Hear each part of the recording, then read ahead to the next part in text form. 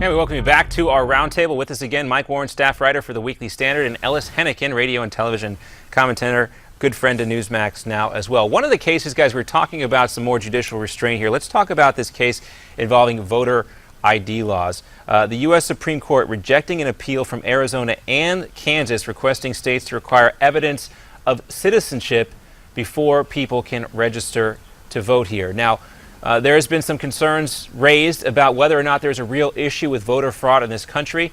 But Mike, does this concern you now? Because this is America 2015, and there are certainly some racial tensions in this question. But we've come a long way from the days of the poll tax. Why is the Supreme Court refusing to hear this case, which would require people to present some sort of voter ID? Well, I think they're, again, exhibiting some restraint here, and they're not saying that they're ruling out any sort of test of citizenship when it comes to requiring that for the ability to vote. They're just sort of sending it back down, not listening to this appeal. And I think it's a touchy subject. It's a subject that has a lot of historical context. You mentioned poll taxes. There's a sort of belief in this country that people have a right to vote, or at least it's a privilege that is protected and enshrined in America. At the same time, there is this concern about fraud or about registering people who are dead or don't exist, these sorts of things. I think this is something where partisanship has really seeped in. Democrats really take advantage of this by calling back some of the racial tension over this issue as a way of sort of ginning up vote. And Republicans as well, I think, use this politically. It's a really touchy question. I think the court was right to sort of send it back down and say, give us something a little better to deal with. Ellis, it does appear to be one of these things that cannot be separated from a very divisive history involving those things like poll taxes here. But you have to even admit, as a Democrat, there are some concerns about people voting erroneously. Well, let me give you this number. This might sway you a little bit on it, I think. We have cast 1 billion, that's billion with a B, 1 billion votes in this country since 1976. And in all of that time, there are 58 cases, confirmed cases, where people have actually been proven to have voted in some way that is illegal. 58 out of 1 billion. You can't say it never happens, because anything happens at some point or another. But to suggest that there's some kind of massive wave of voter fraud out there, the evidence just doesn't support that. I mean, I think Mike is right. The politics is what this is about, right? Republicans have concluded that having extra voters is going to hurt them. Democrats have concluded that having extra voters is going to help them. And so that's where it divides. Frankly, I'd much rather be on the side of the issue that encourages people to vote. I mean, I want people to vote. I want everybody to vote legally. But this fraud bugaboo, I think the evidence just really doesn't support it very firmly.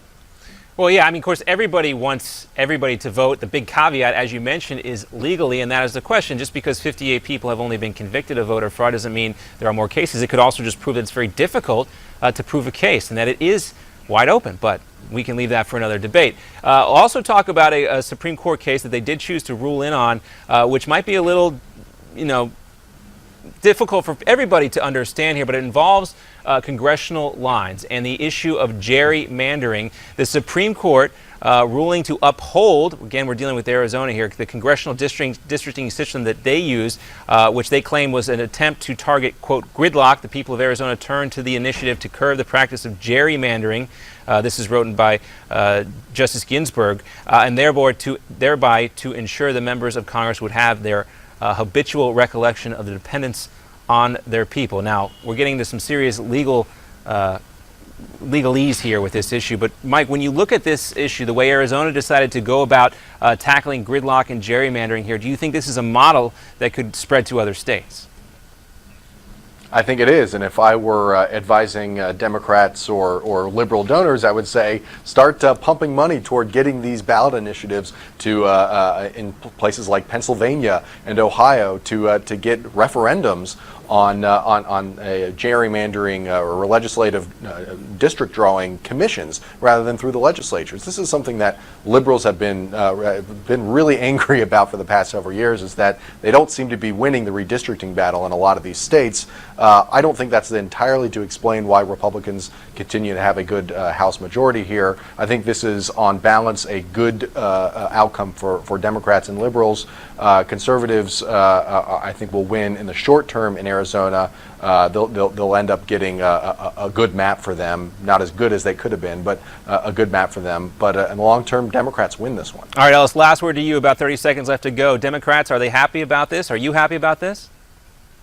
Sure, because gerrymandering is cheating, right? That's making the lines in some corrupt or unfair way in order to advantage one side or another. We should all be against that. Come on, this is something we can agree on. These things ought to be done fairly. We ought to let professionals do them, take them out of these legislatures, which are inherently politicized bodies. There's no way you're going to get a fair hearing in a political legislature. Let the experts do it, and let's have a fair election. We all ought to be for that, I think. All right, be aware of those unintended consequences, though, and everybody should Google gerrymandering just for a little refresher course on what this could actually mean. Thank you both for being with us. Mike Warren from the Weekly Standard, Ellis Henican. Always good to see you, sir. Good to see you. All right, more to come here on Newsmax Now.